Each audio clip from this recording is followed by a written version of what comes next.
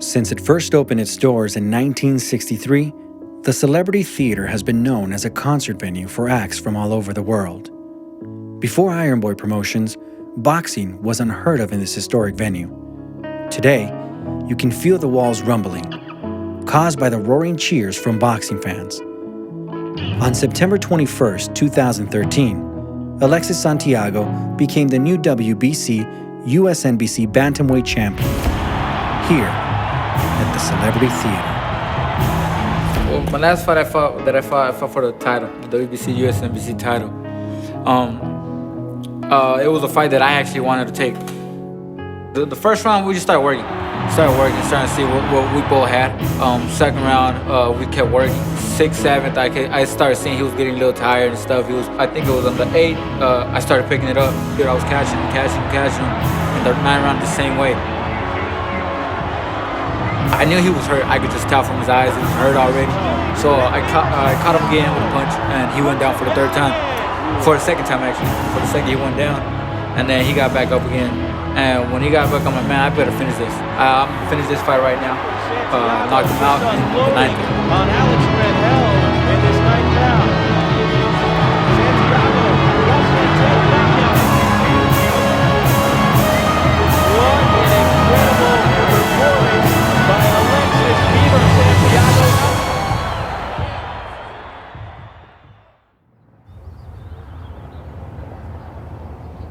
Only a few miles west at the Celebrity Theater, you can find yourself in the Garfield district, home of Alexis Santiago.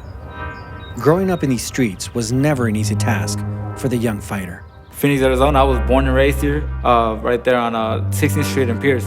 Since I was small, I was always fighting and shit.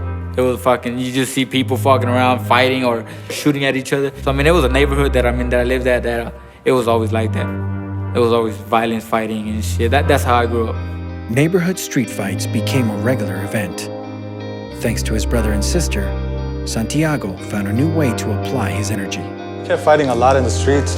He was always fighting. People were trying to pick on him because he was little.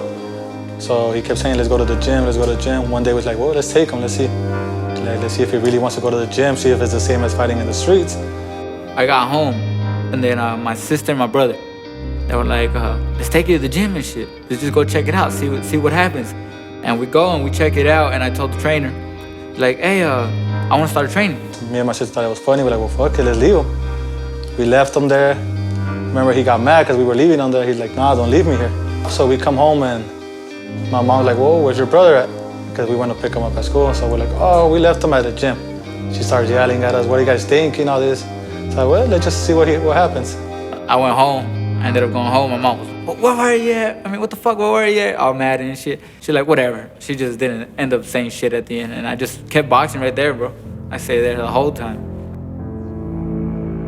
The Garfield neighborhood was also once home to world-famous trainer Rudy Mata, known as Tio Mata by Santiago and all those who set foot inside this ring that now sits abandoned in ruin. The small backyard gym served as Santiago's first boxing home. There's a guy, Rudy Mata, the one that used to train me. There's him right here, entrenador de Macho Camacho. There's just a notice that they gave him and stuff. And then you got another one right here, Rudy Mata and shit. Fue un entrenador and stuff. Just things that they gave it to him when he was actually in Puerto Rico right there in '93 and stuff. So we're gonna take it right here to the back real quick. Hey, come on.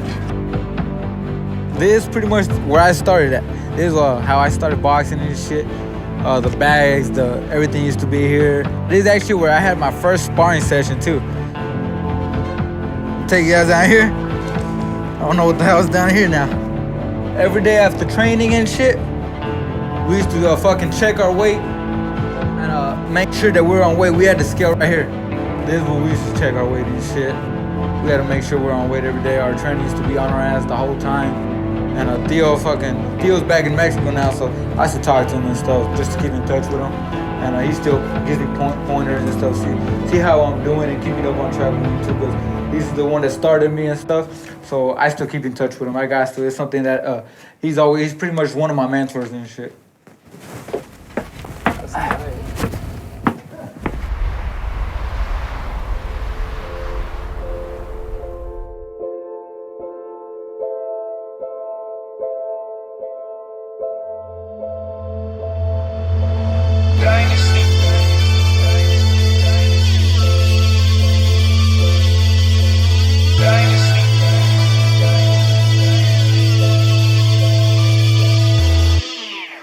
Santiago and his entourage make their way to the Iron Boy gym for day one of his training camp, prior to his departure for Las Vegas, where he will spend the next couple months training out of the Mayweather Boxing Club.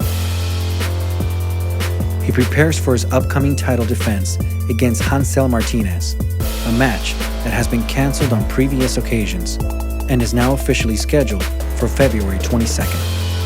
Martinez was a previous WBC USNBC title hold, and he was stripped of his belt for failure to schedule a defending match. Yeah, we were supposed to fight already probably like 4 times, and fucking every time that they were supposed to fight, it never happened. They never fucking ended up doing it because of them.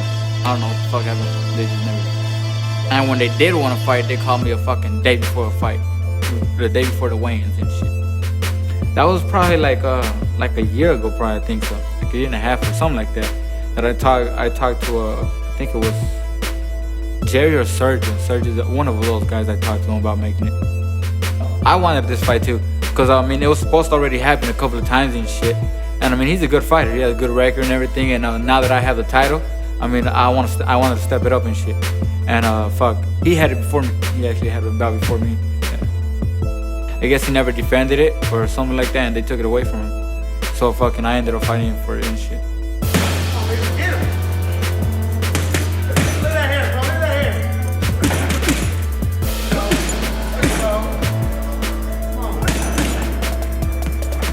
He's not gonna come to my town and take the battle away from me.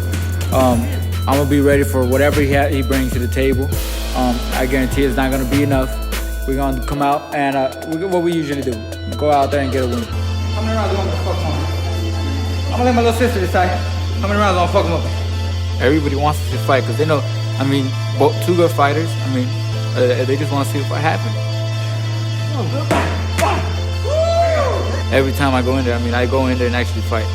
And shit, I don't take on no easy fighters like everybody else does and stuff. So I mean, they know it's gonna be a good fight. That's why everybody's excited about this one.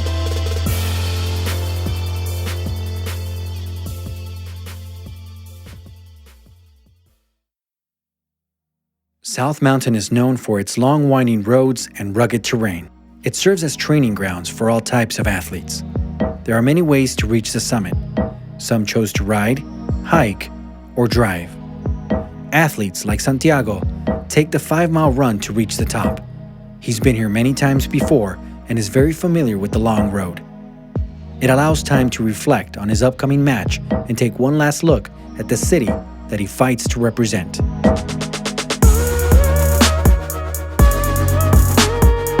As he nears the end of the road and climbs to higher altitudes, he gains the confidence to express how he feels about his opponent. I pretty much, I could care less about Hanzel. I mean, fucking I was supposed to fight him 4 times, and they never fucking made it the fight. I mean, I ain't got no respect for them. Come prepared, motherfucker. I'm gonna give you that ass. We ain't gonna let him come to our state and take advantage, try to win our bout.